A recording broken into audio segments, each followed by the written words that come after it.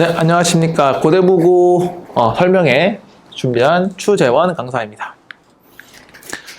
이번에 중간고사 끝나고 나서 이제 분석하고 이제 기말고사 대비 전략에 대해서 설명을 드리려고 이렇게 준비를 해왔고요. 아마 이제 고등학교 첫 시험이어서 아마 많이 준비가 된 것도 있고 안 된 것도 있고 좀 그러실 수 있어서 하나씩 좀 설명을 드리면서 한번 해보도록 할게요. 일단 제 소개 간단하게 드리자면요. 저는 지도 철학이 독해의 구조를 파악해라. 그래서 수학도 독해를 하면서 풀어나가야 아이들이 어떻게 내가 해결할 수 있고 어떤 짧은 문장에서도 어떤 걸 파악할 수 있는지, 그래서 구조를 파악해서 문제를 풀어야 암기량이 적어져요. 그래서 응용할 수 있는 단계들을 잘 밟아 나가도록 만들고 있습니다. 그래서 지금 중간고사 총평하고 이제 경향 이 부분이 조금 더 궁금하실 것 같아서 바로 넘어가게 되면, 저는 지금 예상을 이렇게 했어요. 전체 평균 68점 정도를 예상하고 있거든요. 제가 지금 다른 학기에 비해서 조금 높게 잡은 건 이번에 고대부고가 작년에 비해서 많이 쉬웠어요. 근데 2학년도 쉬웠어요. 제가 지금 1, 2학년을 같이 하고 있는데 지금 2학년 같은 경우는 제가 데리고 있는 애들이 전부 다 1등급 나왔거든요. 모두가 1등급이 나왔는데, 그래서 지금 1등급 컷 같은 경우는 88점으로 예상하고 있는 건, 첫 번째는 우리 이제 좀 이따 얘기를 드리겠지만 이번에 고대부고가 좀 특별하게 객관식 19문제에 서술형 한 문제가 나왔어요.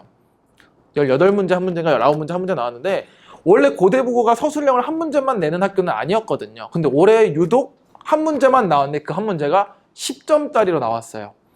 그래서 그걸 틀리면 90점으로 시작을 하는 겁니다. 근데 제가 왜 88점을 잡았냐, 그러니까 원래 그럼 90점부터 시작하면 4점짜리가 더 많으니까 86이 내려가는데 또 서답형 1번이 매우 쉬웠어요. 기본적인 유형 문제여서 솔직히 공부를 했다면 그 정도는 맞출 수 있지 않았을까라는 생각을 하면서 일단 1등급 예상 것을 88로 잡았고요.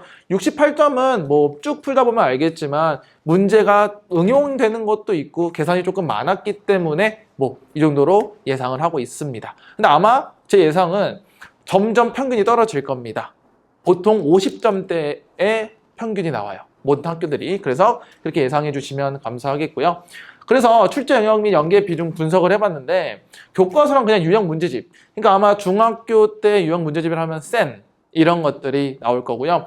그다음에 교과서에 있는 기본적인 문제들로만 포진이 되었어요. 그래서 제가 좀 이따 고난도 문제나 이런 것들을 비교했을 때 모의고사 변형 문제가 20%라고 나왔는데 한 3, 4문제 빼고는 전부 다 유형 문제로만 출제가 되었습니다. 근데 이제 조금 고대부고가 이번에 어떤 게 있었냐면, 중간중간에 이 번호가 아닌 이 번호대의 애들이 조금 당황할 만한, 그러니까 되게 앞번호인데 왜 이게 벌써 나오지 하는 것들이 나왔기 때문에 조금 버벅이지 않았나. 그래서 모의고사 변형이 이번에 진짜 어렵지 않았어요. 정말로 이걸 여기에 냈다고, 또는 마지막 문제 이걸 냈다고 하는 만큼 되게 쉬운 문제들, 제 입장에서 되게 쉬운 문제들이 나왔고 다른 학교에 비해서 꽤 쉽게 나왔다라고 생각할 수는 있지만, 우리 아이들 입장에서는 전체적인 문제를 봤을 때는 좀 힘들지 않았을까라는 생각도 듭니다. 그래서 제가 봤을 때는 이번에는 진짜 무결점 풀이가 상위권 진입의 큰 관건이라고 봐요. 내가 아는 걸 정확하고 빠르게 풀어낼 수 있었으면 고대부고에서는 이번에 1등급은 충분히 맞을 수 있었겠다라는 생각이 듭니다. 그래서 이번에 3대 키워드를 조금 이야기하자면, 정확한 연산. 솔직히 근데 얘는 너무 기본적인 마인드예요. 그러니까 내가 문제를 다 풀었지만 마지막 계산 하나 틀린다면 당연히 답이 틀리겠죠. 그거. 그 다음에 두 번째는 복합 개념인데, 말 그대로 고대부고가 제가 봤을 때 이번에 뒤로 갈수록 한 개념이 아니고 두 가지 개념을 좀 섞어서 내는 경향성이 있었다라고 생각해 주시면 되고요. 시간 배분. 솔직히 이 세 가지는 언제든 따라올 수 있는 키워드이기 때문에 솔직히 너무 무난한 시험지가 아니었나라는 생각이 듭니다. 그래서 문항이랑 이제 고득점 포인트를 조금 살펴볼 건데요. 일단 문항별로 보시면 저는 이제 7번 문제에서 아이들이 버벅일 거라고 생각을 했어요. 왜냐면 이게 7번이라고 하면 아이들이 생각보다 쉽다, 또는 앞장이 있었기 때문에 되게 금방 풀어야 되는데, 이제 순서상 아이들이 경우의 수를 잘 못하기 때문에 순서상 찾는 문제들이 조금 아이들한테는 거부감이 들어서 조금 버벅이지 않았나라는 생각이 들어요.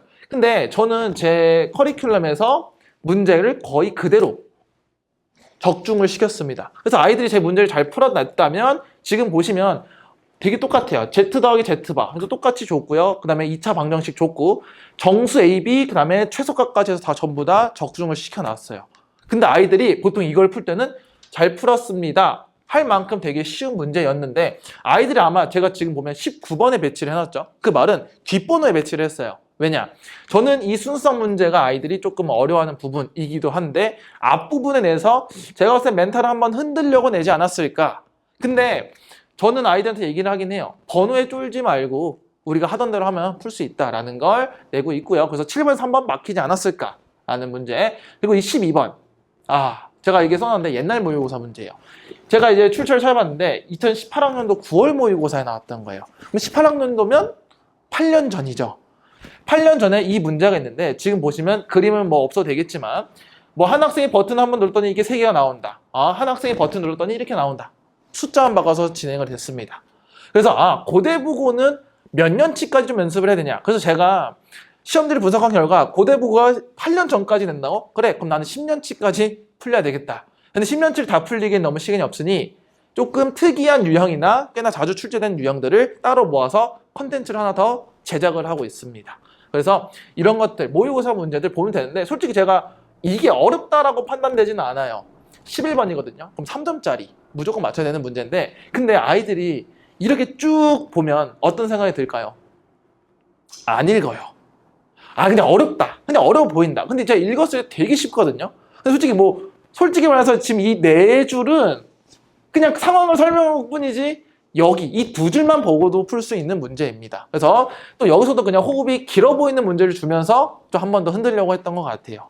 그래서 요것들도 있다. 그래서 좀 여기서 포인트를 맞추면 될 것 같아요. 옛날 기출도 나올 수는 있다 까지 보시면 되겠고요. 그 다음에 바로 21번으로 넘어갑니다. 17번이죠. 17번으로 넘어가면, 17번 같은 경우에는 퍼센트 문제가 나왔는데 아이들이 퍼센트를 진짜 못하더라고요. 그래서 제가 개념 설명할 때도, 얘들아 20% 세일하면 얼마야? 하면 2,000원이요. 그러면 8,000원을 받아야지. 그러니까 답을 2,000원 쓰고 있어요.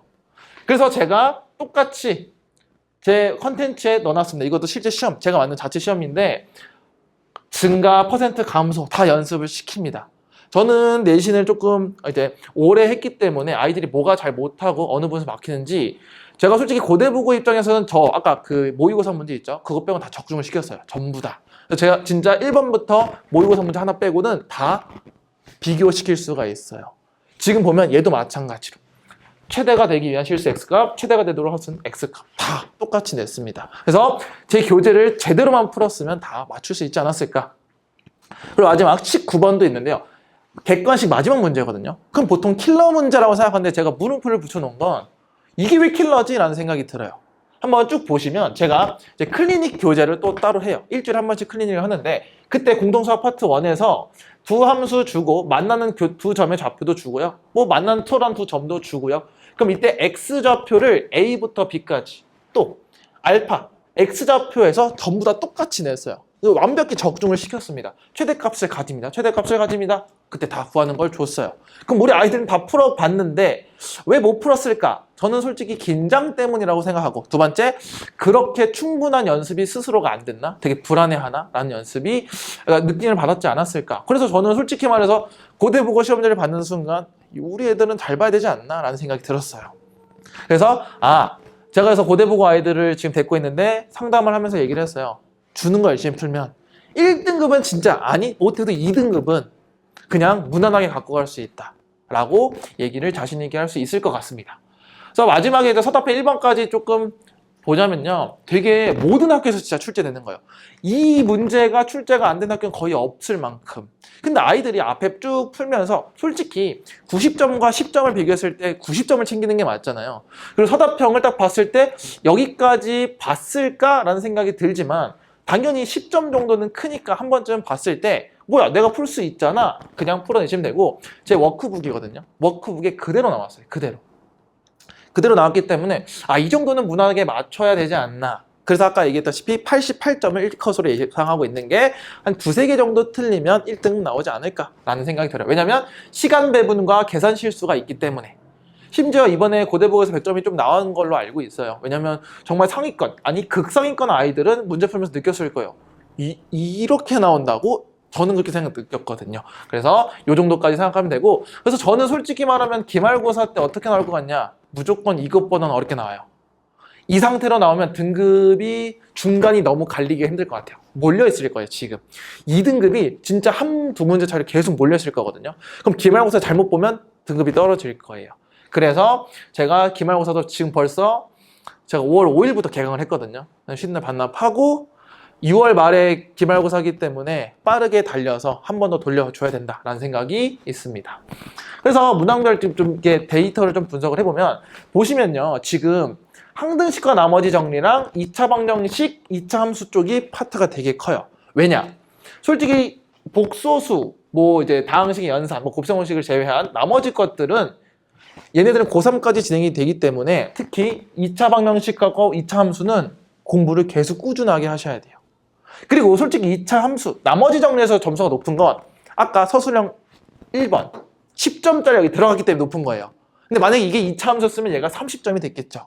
그러니까 2번 중간고사 때 항등식과 나머지 정리가 많이 나오기 때문에 그냥 이렇게 배치가 된 것 뿐이고요. 보통은 2차 방정식하고 함수를 조금 더 많이 해야 되고 이 내용이 기말까지 이어지게 될 거예요. 근데 제가 난이도를 중으로 놨는데 솔직히 하면 중하입니다. 제가 보통 한 단계 정도는 올리는데 중하 정도라고 생각하시면 좋을 것 같고요. 고대국어 특징은 그래도 문제를 전부 다 좀 밸런스 있게 내는 경향이 있어요. 그리고 웬만한 학교 전부 다 이쪽을 타겟으로 둡니다. 이쪽하고 나머지 정리를. 그래서 문항별 데이터는 여기까지 하시면 될 것 같고요. 그래서 우리는 기말고사를 어떻게 해야 되냐? 제가 아까 말씀드렸다시피 전 이미 개강을 했습니다. 이번 주에. 그래서 벌써 오늘까지 해서 2번 수업을 진행할 거고요. 자, 기말고사 범위의 개념을 완성시킨다라고 이야기했는데 제가 왜 이 말을 드리냐면 3주 동안 할 건데 아이들이 윈터, 이제 겨울방학 때 했던 내용들을 다 까먹었을 거예요. 중간고사 하면서. 그래서 3주 동안 빠르게 개념 완성을 시킨 다음에 5월 말부터 유형 문제, 그 다음에 무조건 학교에 나오는 문제나 조금 변형되는 문제들을 풀면서 클리닉까지 진행을 할 예정입니다. 그럼 여기까지 완성이 되면 아까 말씀드렸다시피 제 자체 모의고사인 추기모 하면서 16회를 돌리면서 시간 배분하고 내가 버릴 게 뭔지 난이도가 어려운 거, 쉬운 거, 중간 난이도가 섞여 있어요. 회차마다. 그럼 내가 어떤 시험지가 나왔을 때 어떻게 행동할지까지 부분을 채워주는 게 6월달입니다. 그리고 어머니들이 걱정하는 게 6월달 정도 되면 아이들이 수학 공부를 덜 해요. 다른 과목이 바쁘거든요. 그래서 제가 자체 모의고사를 진행을 하면서 아이들한테 여기가 구멍이 났네? 그럼 이쪽 클리닉을 하자. 그래서 부족한 부분만 메꿔주는 연습을 하는 거지 이때 이 작업을 하는 순간 다른 과목도 다 망쳐요. 왜냐? 수학은 이미 시험 범위가 나온 거나 마찬가지인데 국어나 영어 이쪽은 이제 시험 범위가 덜 나오겠죠 아직은. 그래서 6월 달에는 다른 과목도 챙기면서 부족한 부분을 메꾸는 시간이 된다. 그래서 저는 5월 달에 집중을 많이 시킬 거예요 수학을. 그래서 솔직히 전 5월 달에는 양보를 잘 안 합니다. 다른 과목에 대해서. 근데 이때 조금 양보를 해드리긴 해요. 왜냐면 수학만 갖고 대학을 갈 수는 있지는 않으니까. 그래서 이때 자체 모의고사 하면서 클리닉은 매주 1회씩 진행이 되면서 진행을 하고 있고요. 6월 말엔 당연히 직접 보강하고 오답. 저는 오답을 많이 시키거든요. 그러니까 이제 양치기라고 하죠. 많이 푼다고 되는 건 아니에요. 많이 푸는데 계속 틀리면 의미가 없으니 저는 오답 위주로 시킵니다. 그래서 제 컨텐츠가 6개인데 6건만 풀어도 돼요. 솔직히 6건도 많은 거거든요. 그 6건만 정확하게 풀고 들어가도 충분히 1등급까지는 제가 만들어 드릴 수 있다. 아까 말씀드렸다시피 고대부고 2학년들은 작년에 저랑 호흡을 맞추면서 지금 전원 1등급이 됐어요. 제가 데리고 있는 애들은. 그래서 한 명은 99점을 받았고요. 한 명은 1개 틀렸고 한 명은 3개 틀렸는데 1등급. 이렇게 나오고 있습니다. 그래서 성적 향상을 위한 핵심 전략은 이렇게 쭉 써져 있는데요. 근데 아마 읽어보시면 다 똑같은 건데 단계별 커리큘럼 아까 말씀드렸다시피 5월부터 차근차근 진행을 할 거예요. 아무리 잘하는 학생이어도 기억력은 길지 않기 때문에 복습을 자꾸 시켜줘야 되고요. 매주 클리닉을 진행하는 건 당연히 모든 선생님들이 하고 있을 것 같아서 넘어가는데 제가 이제 이거를 책으로 발간을 해서 무료로 제공하고 있고요. 레벨 1, 2로 나누면서 그 아이한테 너는 1 풀자. 근데 1이 너무 쉬워? 그럼 2 풀자. 이렇게 진행을 하고 있습니다. 그래서 학생별로 제가 난이도를 조절시키고 근데 1, 2도 안 된다. 그럼 제가 따로 또 재분해서 줘요. 왜냐면 학생마다 다르기 때문에. 그리고 기출 분석은 제가 3개년치를 분석을 계속 하고 있거든요. 왜냐면 어쨌든 고대부고라고 해서 고대부고 문제만 나오는 건 아니에요. 그래서 제가 16개, 17개 학교를 맡고 있어요. 지금 연합반이어서. 거기 있는 모든 학교들을 다 분석을 해서 아이들한테 나눠줍니다. 그래서 몇 년도 어느 학교 것까지 다 얘기하면서 너네 학교도 이렇게 나올 수 있어. 그러니까 응용해봐. 라고 다 주고 있습니다. 그리고 4번이 저는 되게 중요하다고 봐요. 실전과 동일한 환경을 조성한다는 건 저는 주 5회 50분 타이머 맞추고 5회 말까지 다 만들어서 줍니다. 아이들한테 해보라고. 왜냐면 이번에 또 있었어요. 밀려 쓴 애들. 그러니까 연습을 해도 밀렸어요. 근데 밀렸으면 너무 아깝잖아요. 그래서 답안지 작성하는 거 연습하셔야 돼요. 꼭. 왜냐면 아이들이 몇 분 남았습니다. 몇 분 남았습니다. 솔직히 학원에서 그런 거 하면 뭐 고치면 되지. 근데 학교 가서는 고칠 수가 없으니까 이런 걸 계속 연습을 시키고는 있다.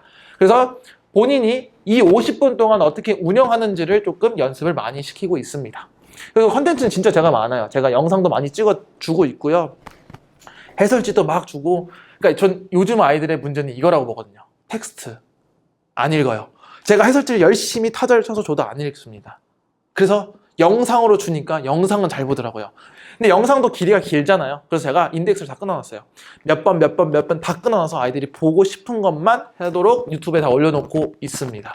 그래서 필요한 거 위주로 공부하고 본인이 원하는 그런 컨텐츠를 만들고 있다라고 설명을 드릴 수 있겠습니다. 그래서 기말고사 때는 이 정도 하면 당연히 저는 성적이 오를 거라고 생각이 들고요. 고대부건 당연히 2번보다는 좀 빡세게 해야 되지 않나.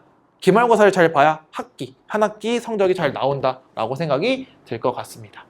그래서 뭐 이렇게 해서 고대부고 설명을 마무리할 거고요. 네, 궁금하신 점 있으시면 질문해 주시면 감사하겠습니다. 그럼 여기까지 하도록 하겠습니다. 감사합니다.